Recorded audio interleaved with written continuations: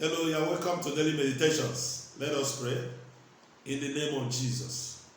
Father, speak to us and receive glory in the end. In Jesus' name. Amen. Thank you very much. Today, our topic is why Peter was restored. Why Peter was restored. Luke chapter 22, 31 to 32. We read those two verses. Luke 22, 31. And the Lord said, Simon, Simon, indeed Satan has asked for you that he may sift you as wheat. But I have prayed for you that your faith should not fail. And when you have returned to me, strengthen your brethren. This is the word of the Lord.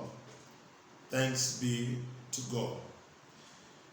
Do you recognize that Peter and Judas Iscariot did almost the same thing?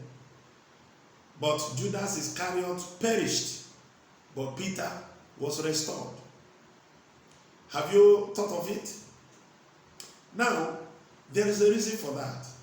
The reason is this now.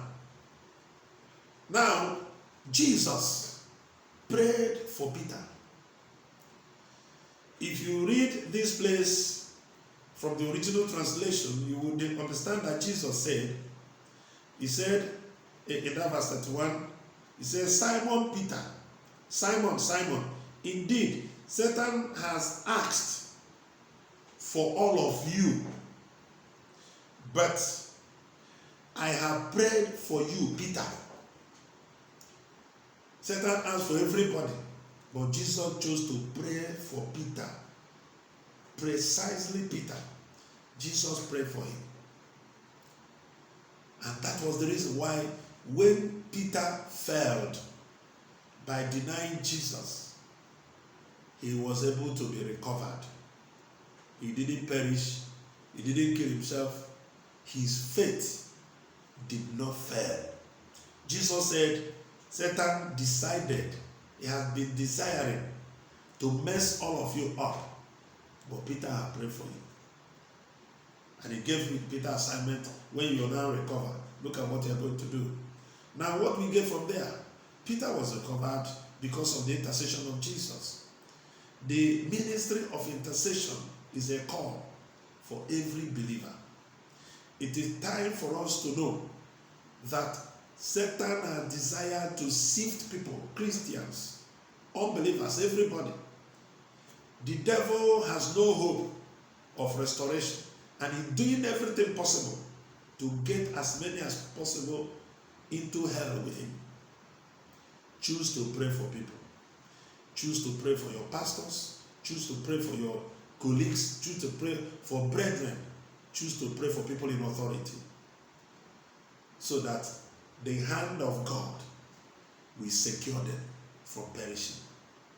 In fact, there are people that have known Jesus today because of an intercession of people. Praying for people opens their heart to the gospel. Praying for people prepares them for restoration, even when they fall.